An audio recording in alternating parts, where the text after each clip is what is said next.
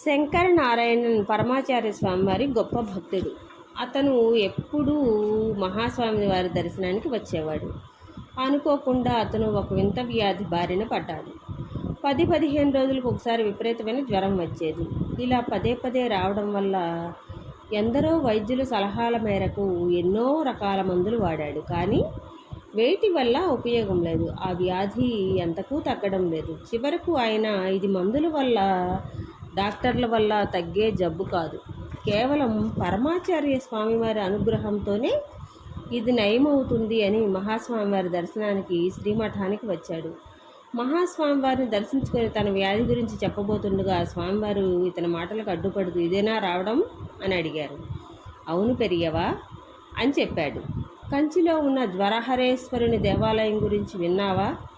ఎప్పుడైనా అక్కడికి వెళ్ళావా అని అడిగారు మహాస్వామివారు. లేదు పెరియవా, తెలియదు అని అన్నాడు. సరే, ఈరోజు కార్తీక మాసం ఆదివారం, పద మనం ఈరోజు జ్వరహరేశ్వరుని సూర్య భగవానుని దర్శించుకుందాము అని ముందుకు నడిచారు.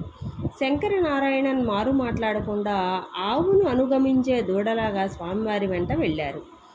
వారు అక్కడికి చేరుకునేటప్పటికీ దేవాలయం మూసివేసి పూజారి కూడా వెళ్ళిపోయాడు.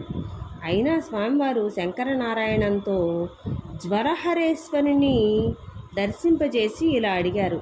నీ వద్ద కొంత డబ్బు ఉన్నదా? లేదు పెరియవా, నా పర్సు నువ్వు మఠంలో ఉంచాను, ఇక్కడికి ఏమీ తీసుకొని రాలేదు అని అన్నాడు. సరే, ఒక పని చెయ్యి, అక్కడున్న మండపానికి వెళ్ళి అక్కడున్న వారితో అడిగి కొద్ది పైకం తీసుకొని రా అని ఆజ్ఞాపించారు. శంకరనారాయణన్ అక్కడికి వెళ్ళి కొద్దిసేపట్లో 10-15 రూపాయలను తేగలిగాడు. మహాస్వామి వారు అతన్ని చూసి, స్వామి సన్నిధి ముందు ఒక పళ్ళెం ఉంది కదా, అందులో కొంత వెయ్యి, మిగిలినది అక్కడ ఉన్న హుండీలో వెయ్యి అని చెప్పారు. అతను స్వామివారు చెప్పినట్టు చేశాడు. మంచిది, సరే పద, ఇప్పుడు ఇక్కడి నుండి కచ్చపేశ్వర దేవాలయానికి వెళదాము. ఈరోజు కార్తీక ఆదివారం కనుక అక్కడ విశేష పూజలు జరుగుతుంటాయి.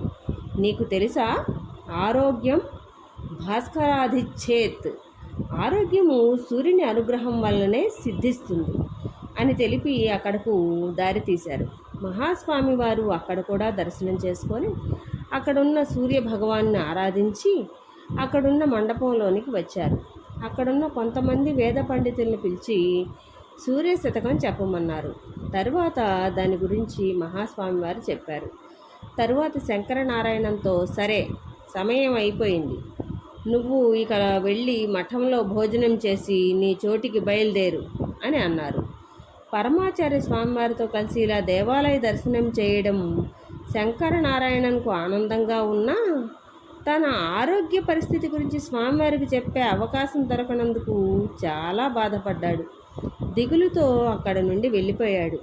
కానీ కొన్ని రోజుల తర్వాత అతనికి తెలిసి వచ్చింది, తనకు ఆ వ్యాధి పోయిందని, మరలా ఎప్పుడూ జ్వరం రాలేదని.